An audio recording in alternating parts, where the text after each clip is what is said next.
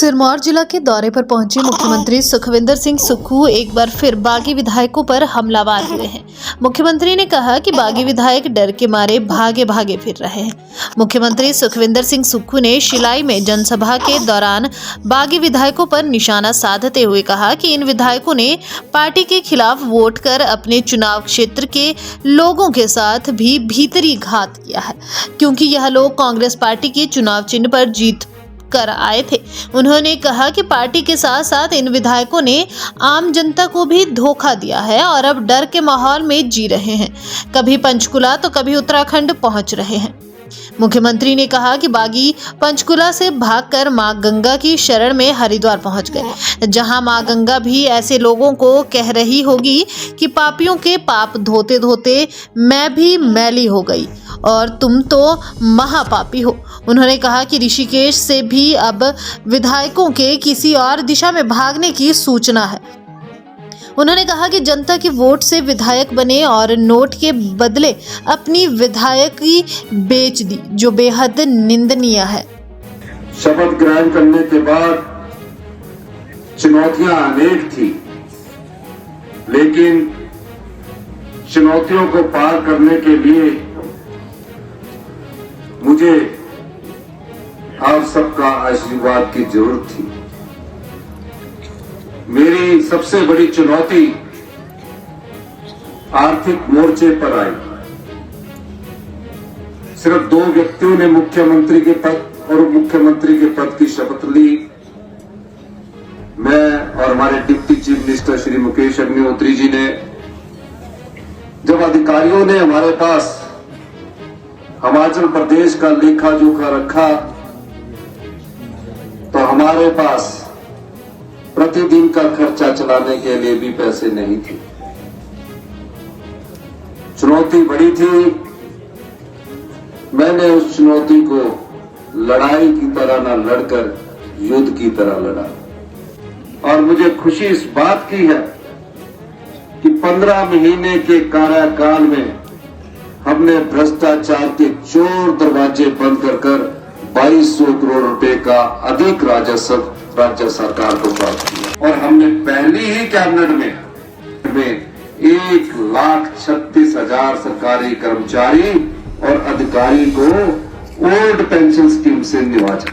हमने हर एक Rajiv Gandhi day boarding school के लिए 50 करोड़ रुपए एक स्कूल बनाने के लिए हमने रखे। हेल्थ क्षेत्र में इतना बुरा हाल है, भारतीय जनता पार्टी की सरकार आई, बोला ये भी सीएससी खोल दी, ये भी पीएससी खोल दी, ये भी खोल दिया, डॉक्टर भर्ती नहीं की। मैं यहाँ 10 सीएससी खोल दूं, 10 पीएससी खोल दूं, घोषणा कर दूं, और डॉक्टर वहां हुए नहीं तो उसका क्या फायदा। हमने कहा प्रत्येक विधानसभा क्षेत्र में एक ऐसा संस्थान बनना चाहिए जहां सभी प्रकार के 4 स्पेशलिस्ट डॉक्टर होने चाहिए। आदर्श स्वास्थ्य संस्थान के रूप में हम शिलाई को भी अपग्रेड करने जा रहे हैं। पहले राज्यसभा का चुनाव आया। राज्यसभा के चुनाव में 6 कांग्रेस के विधायकों ने पार्टी के खिलाफ वोट भारतीय जनता पार्टी को डाल दिया। पहले तो उन विधायकों से यह पूछा जाना चाहिए कि आप 6 विधायक कांग्रेस पार्टी की विचारधारा और हाथ के निशान से चुनकर आए हैं। आपका अपना कुछ नहीं था। आपका अपना कुछ होता तो आजाद उम्मीदवार जीत कर आते। आपने पार्टी को धोखा दिया। धोखा देने के बाद आपके मन में डर सता रहा है, और कभी पंचकुला के ललित होटल से 9 दिन रुकते हैं उस 5 स्टार में, फिर भाग के हरिद्वार जाते हैं कि पाप तो धोए। गंगा माता जी भी बोलती है कि मत मेरे पास में मत दो, पापियों के पाप धोते धोते मैं भी मैली होगी, तुम तो महापापी हो। फिर वहां से उठकर भागो, फिर ऋषिकेश चले। अभी सूचना मिली है कि ऋषिकेश से भी हो किसी और दिशा में भाग रहे हैं। अब मेंढक की तरह कभी उछल जाते हैं, अगले दिन खबर आती मेंढक की तरह उधर से उछल जाते हैं। डर कर भाग रहे हैं, जनता के वोट से विधायक बनते हैं और नोट के बदले अपनी विधायकी बेच देते हैं। उनके पीछे तो देवी देवता अपने आप ही भगा रहे हैं इनको, और आपको उनको देवी देवता नजर आ रहे होंगे, तो इधर से उठ के उधर जा रहे होंगे, फिर बटे बदल रहे होंगे, कभी सिर खुरक रहे होंगे रात के 1 बजे, देवी देवता लगे हुए उनके पीछे। और भारतीय जनता पार्टी जहां देखती है कि जनता जहां आम आदमी को जिताकर भेज रही है, उनके दम से तो जीत नहीं पाए, अब नोटों के दम से लोकतंत्र की हत्या करने की कोशिश कर रहे हैं। हर्षवर्धन जी मेरे पास आए कि हमारी मेजॉरिटी कम होगी। मैंने बोला हाउस चलेगा। कहते आपने इस्तीफा दिया। मैंने तो कोई इस्तीफा नहीं दिया, मैं तो बजट पास कर रहा हूं। और मैं टेलीविजन के सामने आया, मैंने कहा मैं लड़ूंगा, मैं इस्तीफा नहीं दूंगा।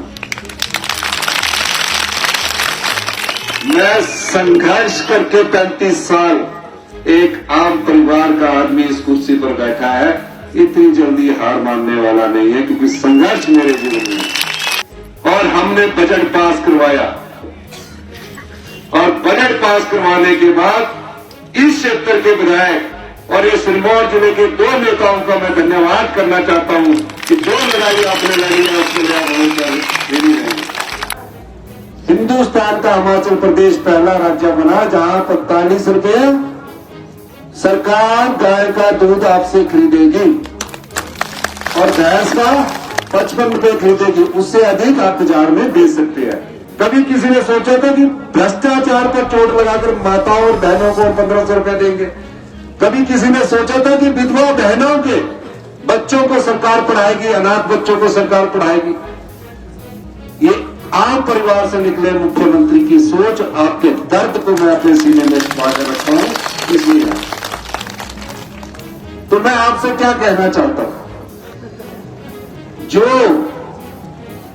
सत्ता की कुर्सी नोट के माध्यम से हथियाना चाहते हैं, जो नोट के माध्यम से कुर्सी खरीदना चाहते हैं, वो कभी आपके सेवक नहीं हो सकते। वो कुर्सी पर बैठेंगे, नोट के बारे में सोचेंगे कि हमने इतना खर्चा क्या निकालना है। हम तो वो लोग हैं जो अपना भी धन जनता की सेवा में देने को तत्पर रहते हैं।